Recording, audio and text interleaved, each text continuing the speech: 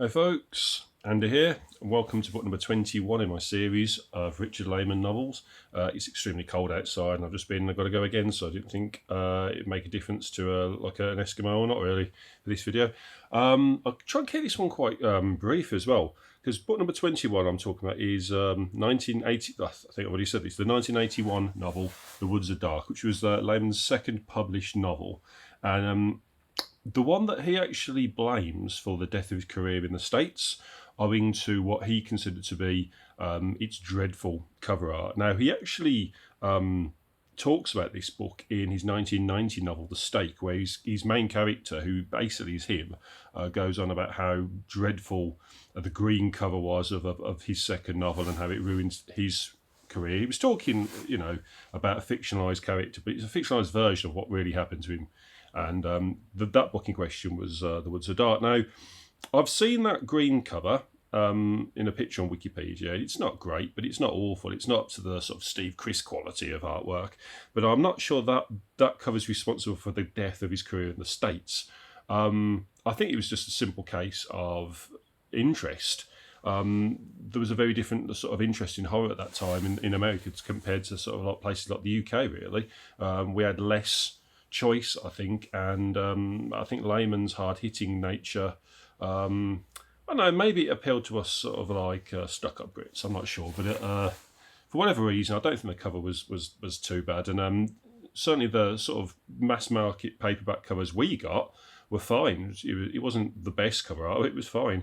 The book itself, it's one of Lehmann's shorter books. It might be even his shortest.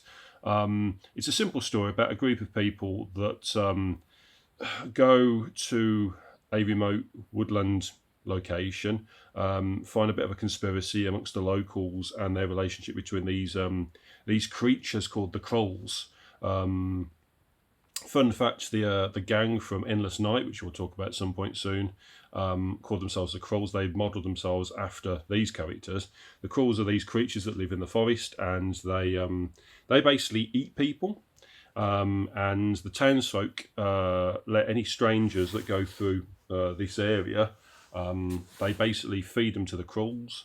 Krolls get rid of the bodies, eat them, and in return these people keep their possessions and belongings and stuff. And it's an interesting setup. It's an interesting story for a Lehmann book. Like I say, it's very simply written, and characters don't behave in any realistic way whatsoever. They instantly forget things that have happened 5 minutes earlier and just carry on as if nothing's happened.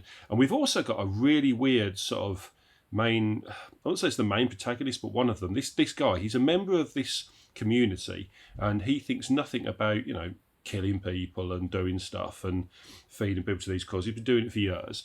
But he meets this one girl, and instantly he falls in love with her, as they do in Lehmann books constantly, and decides, he's going to save her now.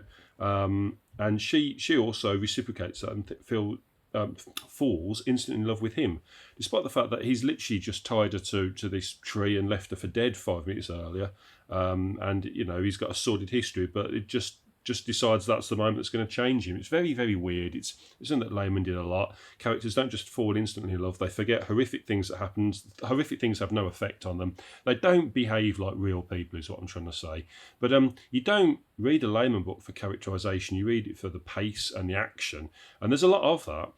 This is a fast-paced, fun read. It really is. It's got a really bizarre bit towards the end where it kind of reveals there's another creature, a bigger sort of monster in the forest, and does nothing with that story. And it all sort of ends very quickly and abruptly. I know that there is a revised version of this that you can read online. I've not read that version. I've only read the paperback version. This was one of the first Lehmann books I ever read. So I've got a very early tattered copy of this, which I don't think you can get anymore, which is a bit of a shame. It's not back in print. And I know that there was a bit cut and there was a lot of stuff that he wanted to put in that wasn't in. I don't know why it took until, 2018 or something, until that version was discovered. I've got no idea. It might not have been 2018, it might be 2007 actually. I don't know. It was around then. I know there's a long period of time, there's an 11-year gap there, but it was many, many years after he died, and also many years after all these other manuscripts that became posthumous novels were discovered. So why that material was found at that point in his career, I don't know. the miraculous endless drawers of material that Layman kept around, apparently.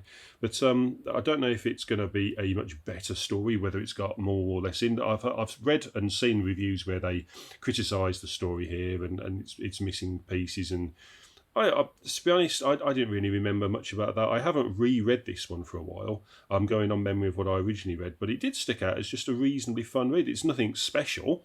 It's certainly not a great book. I know that some people love this a lot more than I do. I think The Woods of Dark is personally perfectly fine. Not a great book, but it's an okay one, which is why it finds itself at number 21 on my Layman list.